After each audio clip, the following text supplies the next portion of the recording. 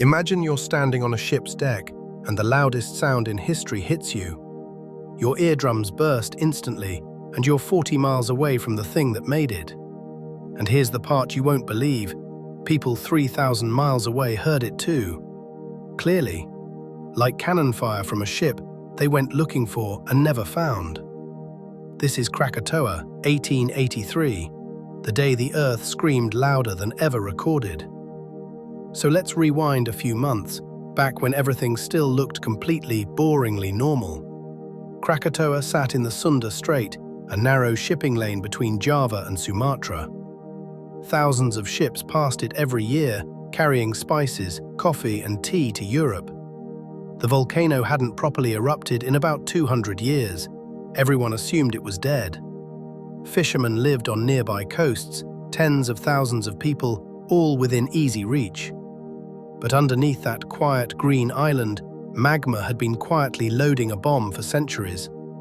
Then, in May of 1883, the mountain finally cleared its throat.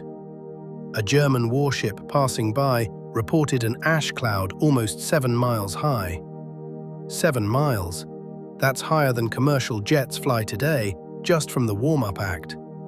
And what did the locals do? Honestly, they threw a party about it. A Dutch steamship sold tickets, ferrying sightseers out to picnic on the rumbling volcano. They climbed the slopes, peered into the steaming vent, and took souvenirs home. Picture booking a cruise today to go stand inside an armed nuclear warhead. Because that's genuinely what this was, and the fuse was already burning underneath them. Through June and July, the rumbling continued, and everyone just got used to it. Ash dusted ships' decks like grey snow, and captains simply swept it off. Here's the thing about disasters. The warning signs always look boring right up until they don't. By August, all 3 of Krakatoa's vents were erupting at the same time. The last person known to set foot on the island left on August 11th. He described a landscape buried under ash 20 inches deep, all plant life dead. 16 days later, that entire island would essentially stop existing. On Sunday, August 26th, around 1 in the afternoon, the real show began. A blast rang out that people heard nearly 100 miles away in Batavia. Within an hour, the ash column punched 17 miles into the sky, into the stratosphere. And that, right there, was still just the opening act. That evening, ships in the Sunda Strait found themselves trapped inside a nightmare. One British vessel, the Charles Ball, sailed within 10 miles of the erupting volcano. Her captain wrote that hot pumice stones rained down on the deck like hail. The ash fell so thick, the crew shoveled it overboard just to keep sailing. Static electricity crawled up the rigging, glowing balls of blue fire on every mast. Sailors tried knocking them off, and the electric shocks nearly threw men overboard. Midnight came, and the explosions were now rattling windows 100 miles away. People across Java couldn't sleep. The ground itself wouldn't stop trembling beneath their beds. Meanwhile, something far worse was happening down in the volcano's plumbing. The eruption had emptied the magma chamber, and cold seawater began pouring inside. Cold ocean meeting molten rock is basically the recipe for a natural steam bomb. Monday morning, August 27th, the mountain fired off 3 colossal explosions before dawn. Each one was bigger than the last, like a giant winding up for a punch. At 5:30, the first blast sent a wave crashing into coastal villages. At 6:44, the second explosion pushed even bigger waves across the strait. People fled inland in the dark, ash falling so thick they couldn't see their hands. On some coasts, the morning sky stayed pitch black. The sun simply never showed up. Parents carried children through darkness at 9 in the morning, guessing which way was inland. And out on the water, ship crews wrote farewell letters, certain the world was ending. One captain literally recorded in his log, "So this is the day of judgment." He wasn't being dramatic. Burning ash, black noon skies, seas boiling with floating pumice. Some rafts of that pumice were so thick, men could nearly walk across water. At 10:02 in the morning, the fourth explosion arrived. And this is the moment history's decibel record got set. The island didn't just erupt. 2/3 of it vanished, obliterated in a single instant. 6 cubic miles of rock launched skyward or collapsed into the sea at once. Scientists estimate the blast at 10,000 times the Hiroshima bomb. The pressure wave that ripped outward would circle the entire planet 4 times. 40 miles away, that captain of the Norham Castle felt his crew's eardrums rupture. And the deadliest part of this explosion hadn't even reached anyone yet, because when 2/3 of an island collapses into the ocean fights back. The collapse shoved out tsunami waves over 100 feet tall, taller than a 10-story building. Those waves hit the coasts of Java and Sumatra within 30 minutes of the blast. And here's the brutal part. Most people never saw the water coming through that black sky. The town of Merak was hit by a wave estimated at 115 feet.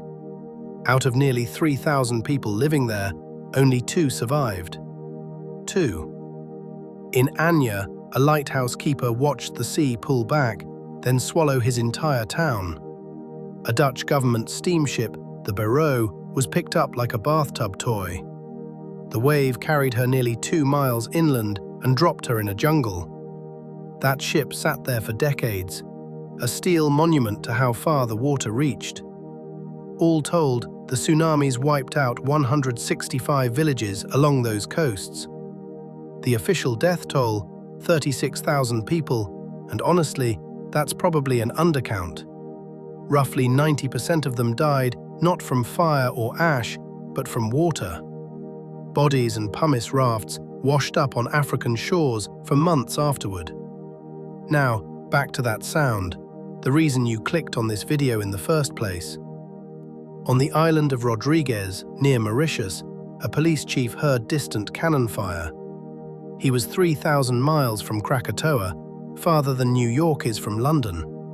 That remains the longest distance any sound has ever traveled and still been heard. Near the blast, scientists estimate the sound hit around 310 decibels. For comparison, a jet engine at full throttle right beside your head is about 150. Past 194 decibels, sound stops being sound. It becomes a physical shockwave of pressure. That's why sailors 40 miles out didn't just hear it, their bodies got hit by it. And the atmosphere itself kept the receipts in the most incredible way possible. Weather stations around the world used barographs, machines recording air pressure on paper drums. Those needles twitched in London, Berlin, New York, everywhere as the pressure wave passed. Then they twitched again and again. The wave circled Earth for 5 full days. Every barograph on the planet recorded the same explosion up to 7 separate times. Think about that. One mountain made the entire planet's atmosphere ring like a struck bell. Nothing before it, and nothing since, has ever been measured louder. But Krakatoa wasn't finished with the world, not even close. The blast threw millions of tons of ash and sulfur into the upper atmosphere. Within 2 weeks, that haze had wrapped itself around the entire globe. Global temperatures dropped by around 1 degree Fahrenheit for the next 5 years. And the sunsets went absolutely insane everywhere on Earth. In New York, fire departments actually rolled out because people thought whole neighborhoods were burning. It was just the sky. Krakatoa's ash, 3 months later, 10,000 miles away. Some historians think one of those blood-red skies inspired Edvard Munch's painting, The Scream. So the loudest sound in history might live on in the world's most famous scream. People saw blue moons, green suns, and glowing twilight skies for years afterward. Meanwhile, where Krakatoa once stood, there was now mostly nothing. Open water. A mountain that had stood for thousands of years, gone in a single morning. The seafloor there dropped away into a crater more than 800 feet deep. And this disaster changed science forever in a way nobody expected. Because telegraph cables had just connected the world, news traveled at electric speed. Krakatoa became arguably the first global news event in human history. People in London read about it within hours, not months, hours. Scientists worldwide compared barograph readings and tide records, tracking one event across every continent. That collaboration basically kick-started modern volcanology and global atmospheric science.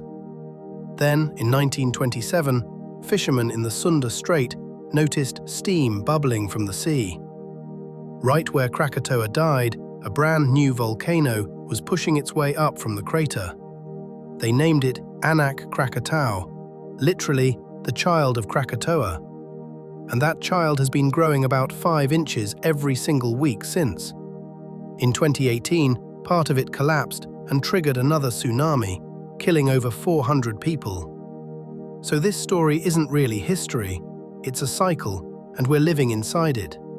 36,000 dead, a sound heard 3,000 miles away, skies red for years. All from one small island most of the world had never even heard of. And here's the truly humbling part. Krakatoa isn't even Earth's biggest known eruption.